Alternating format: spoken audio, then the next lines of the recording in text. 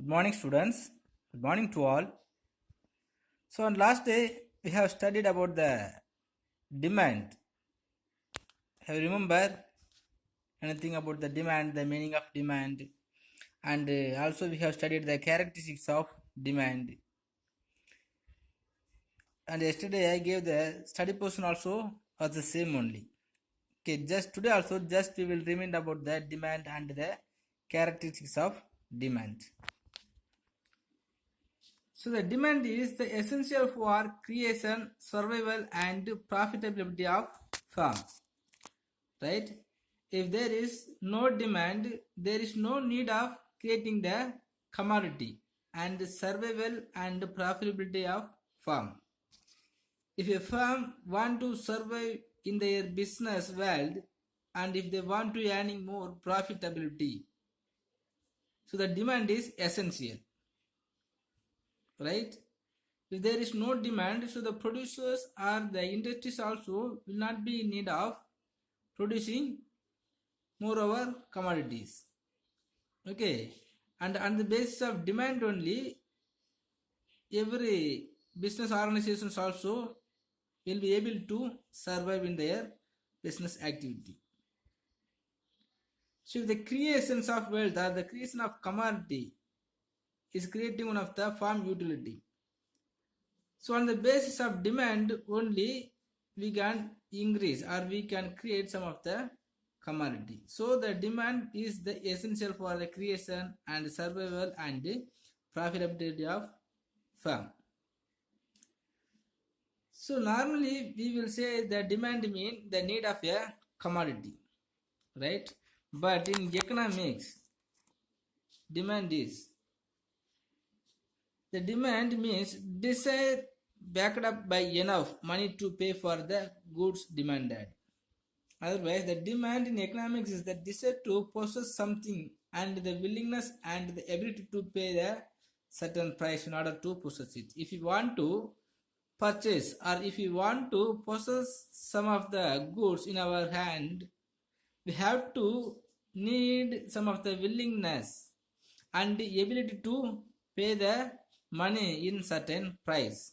Otherwise, even if there is more price, so without having the worry of the price, so we must having the ability to pay for that money and the willingness to have this commodities called as demand. Okay, so the demand is the desire to possess something and the willingness and the ability to pay the money in certain prices. Okay, normally if you want to get some of the commodities without having the ability to pay or the willingness to possess the commodity in our hand, so it is called just some of the wants. Okay, but it's a demand mean we must being in need of using that commodity with the ability to pay for that commodities in certain price level. Okay, so that is called demand. Next is some of the characteristics of demand also we have studied. So first one is the price. So demand is always related to the price because the price is determined on the basis of the demand only.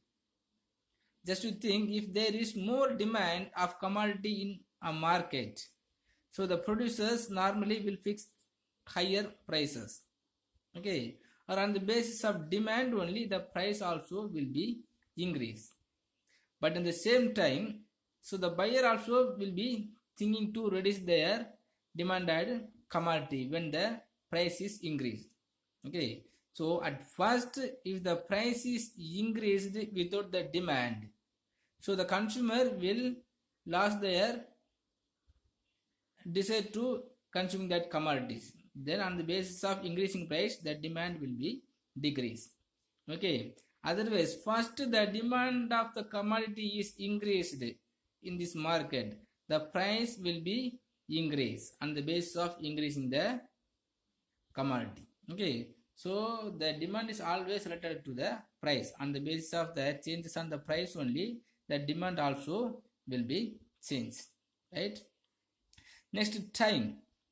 So the demand always means demand per unit of time, per day, per week, per month. Because the demand for one particular commodity will always having the high demanded on the basis of that time only. So normally, for example, the stationery items, notebooks and pen and pencil, the stationery items will be high demanded when the schools or colleges opening. So maybe the June and July month. So because so many of the students will want to purchase that commodities, then their supply also will be higher and the demand also may be increased. Okay, so on the basis of the time only, the demand also will be increased. So demand for one commodity is related to the time basis. Okay, so suppose the commodity for, so the demand for one commodities will be changed even the time to time. Time to time means so unit of time. Now the morning, the demand for the tea will be increased or it will be higher in morning and evening only. Okay, so the demand for the juice or the cooled items will be higher in the lunch time. So it is the unit of time. So the day, normally the non-veg, the demand for the non-veg will be higher in Sunday or some of the holidays. Okay, so per week means the vegetables on the basis of the market, weekly market, some of the demand for the vegetables will be higher. Other days it will be lower. Okay, so like that. So the time basis, the demand also will be changed on the time basis. Next, market. So demand is always related to the market and the buyer and seller. So if you are considering the buyer and seller, so we can take the same example of demand and supply. Suppose if there is more demand, the seller will be increasing the price of commodities. Okay, so the sellers only will be act as a dominant. But if the supply is more or there is less demand, the buyer only has the right to fixing the price of that commodities. If it is very low price, they will get more. Okay, and another thing is, so the market, the availability of number of market. Okay, in a society, more markets are there and all type of the commodities is able to purchasing in all the market. So the demand will be in low. Okay, and if there is less market and the availability of commodities also very low in any of the market, the price may be higher. Okay, so if there is more or more number of market, the demand will be in low. If there is less number of market, so the demand will be in higher. Okay, so on the basis of the number of market and the availability of the goods in this market, so the demand also will be changed. Next, amount. So amount also one of the dominant to making the demand. So the demand is always a specific quantity which the consumer is willing to purchase. Suppose if the consumer is ready to paying the money what the sellers are selling, if it is no problem. Otherwise, some of the action will be appear between the buyer and the seller. Okay, so normally the rationalized consumers will want to purchasing the consumer with a high equilibrium level. Okay, so the amount only will be deciding or it will be influence the demand of one commodity, right?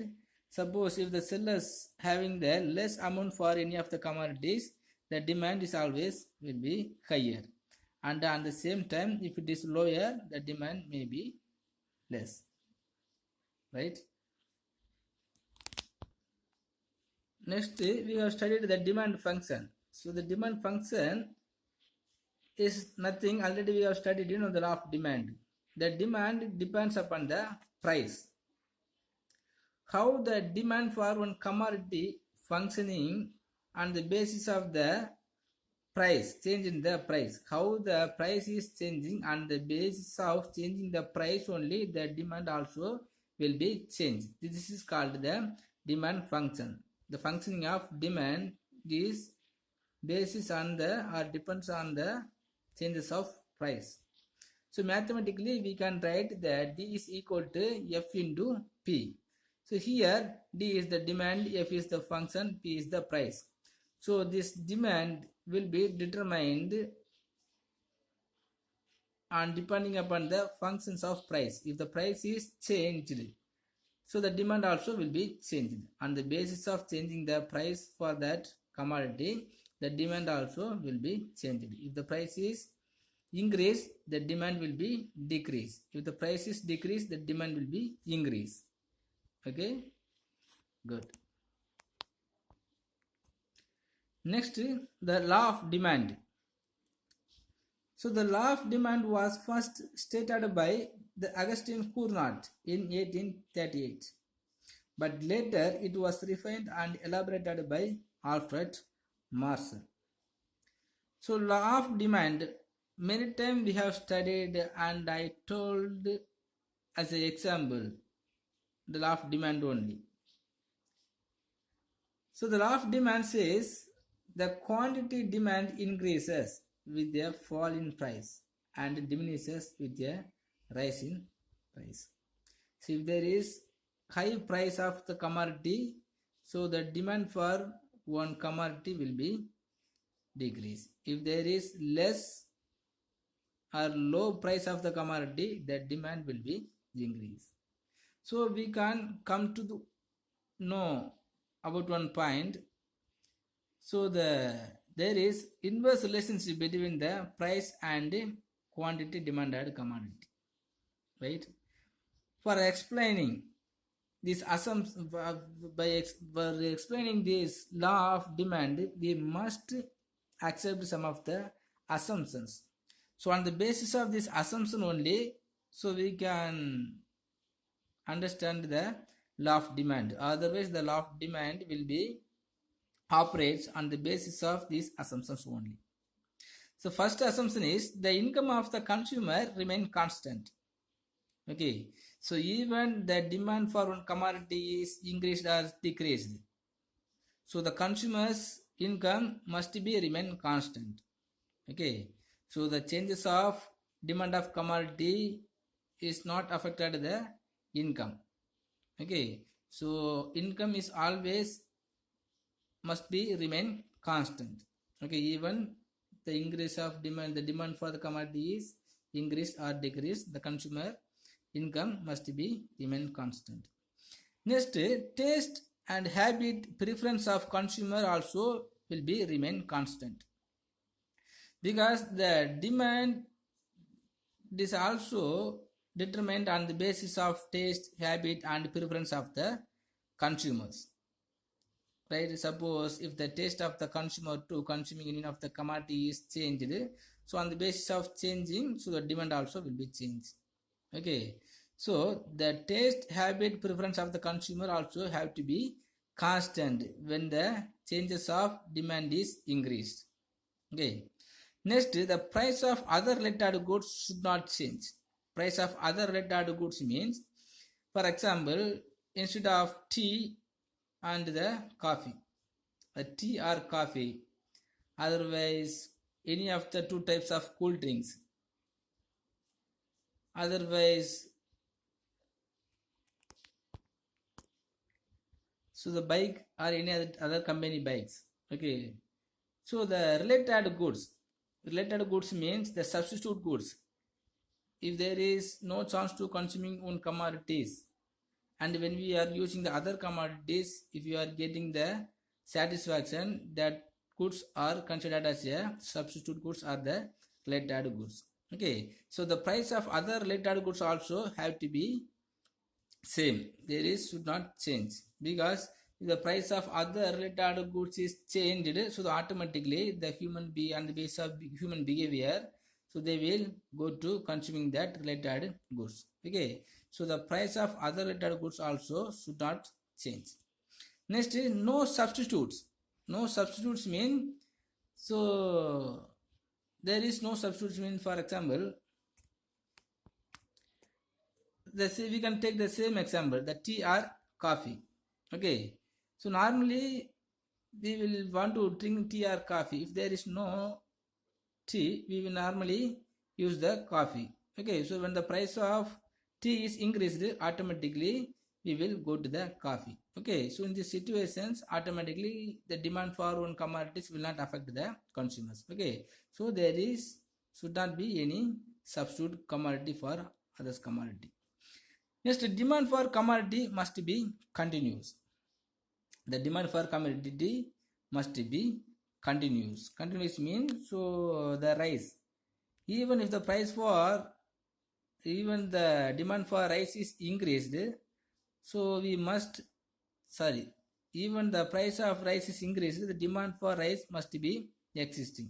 Okay, so like that, even the increasing the price of commodity should not affect the demand for one same commodity. Okay, next, should not be change in quality of goods. Okay, there should not be any change in the quality of the commodities. If there is any change in quality of goods from other goods, so automatically the consumer will want to consume that quality goods. Okay, so there should not be any change in the quality of the commodities. What quality of commodity was produced, and the same quality only the commodities have to produce at till last. Now we can explain the law of demand by using the demand schedule. So now when we are seeing the demand schedule, we can easily understand about the law of demand. So in this diagram, in the schedule, so within one column the price is indicated. So in this next column the quantity demand is mentioned. Okay, so when the price for one commodity is 5 rupees, so the consumer will have in the quantity demanded as 1 unit. Okay, when the price of one commodity is 5 rupees mean, so we will consuming 1 unit of commodity. Okay, and next day, and sometimes so the price is decreased from 5 to 4, so the quantity demanded will be increased from 1 to 2 unit. Okay, so like that, so when the price is reduced to 3 from 4, so the quantity demanded of a same commodity will be increased from 2 to 3. Okay, like that, so when the price is 1, so the quantity demanded will be increased. Okay, so on the basis of, or when we are seeing this schedule, so we can come to know that is the relationship or the reverse.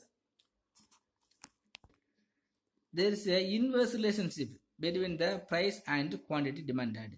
If the price is increased, so the quantity demanded will be decreased. If the price is decreased, the quantity demanded will be increased. Okay, so price is more, demand of quantity demand of commodity is less. Okay, so there is the inverse relationship. And just you see that diagram. So in this x-axis, the quantity demand is mentioned, and in this y-axis, price of that commodity is mentioned. So the DED curve is considered or called as a demand curve. So the feature of the demand curve is always slowing downward from left to right. Okay, so when the price is 5, when the price of one commodity is 5, our quantity demanded is just 1 unit. Okay, for example, we can take the apple. If one price of the apple is 5 rupees, we want to get the apple, 1 unit of apple. Okay, or next day or within the next hour, if the apple price is reduced from 5 to 4, then we will get the decide to purchasing the 2 unit of apple, because the price of the apple is reduced. So we can have the more purchasing power, and we will get the decide to consuming 1 more unit of apple. Okay, so whenever the price of the apple is reduced, so our purchasing power will be increased, and we will get the decide to increasing the quantity demand of the apple. Okay, and the DD, the demand curve is always sloping downwards on the basis of demand. So whenever the price is increased, so the demand also whenever it decrease. Okay, so whenever the price is reduced, so the quantity demanded will be increased. So we must know about the downward sloping of the demand curve. So the demand curve always sloping downward from left to right. Do you know on which basis the demand curve is sloping downward from left to right mean? So on the basis of marginal utility. Okay, so now here we must know about the difference between the price and the quantity demanded. Okay, when the price is reduced, so the quantity demanded of one commodity is increased. Okay, so when the price is increased, the quantity demanded is decreased. Okay, so the price is always depending upon the demand, and the demand is also will be depending upon the price. Okay, so if one factor is increased, other factor will be decreased. Okay, so there is a inverse relationship between the price and quantity demanded. Okay students, next we will study the determinants of demand. Okay, we have studying, so the demand is increased on the basis of something.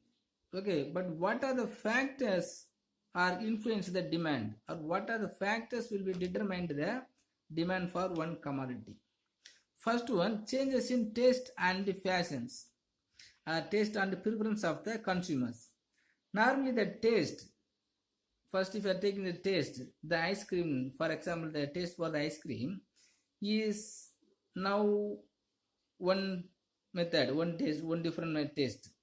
So you will consuming some amount of the commodities. Suppose if the taste is increased, you will get. Otherwise on the basis of fashions.